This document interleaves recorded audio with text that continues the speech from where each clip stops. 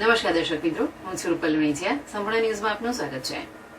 થરાદ તાલુકાના ખારાખોડા સેવા સહકારી મંડળીમાં થયેલ ઉચાપત અને ગેરરીતિ બાબતની તપાસ કરતા અધિકારીએ તપાસની અરજી બાબતે ખામી નહીં કાઢવાની અવેજી પેટે ₹2000ની લાંચ માંગી હતી, જેથી અરજદાર આપવા માંગતા ન હોવાથી એસીબી પોલીસે છટકું ગોઠવી કરાર આધારિત તપાસ અધિકારીને રંગે હાથ ઝડપી લઈ કાયદેસરની કાર્યવાહી હાથ ધરવામાં આવી છે.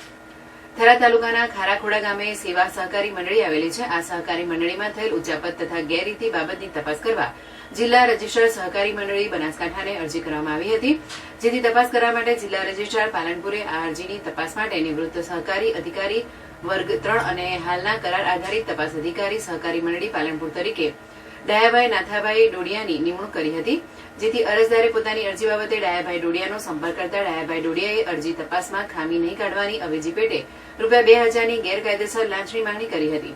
જે લાંચના નાણાં અરજદાર આપવા માંગતા ન હોય તેમણે બનાસકાંઠા એસીબી પોલીસ સ્ટેશનનો સંપર્ક કરી ફરિયાદ નોંધાવી હતી, જેથી ફરિયાદના આધારે બનાસકાંઠા એસીબી પીઆઈ NH મોરે પાલનપુર સબ રજિસ્ટર કચેરી બહારના ભાગે છટકું ગોઠવ્યું હતું.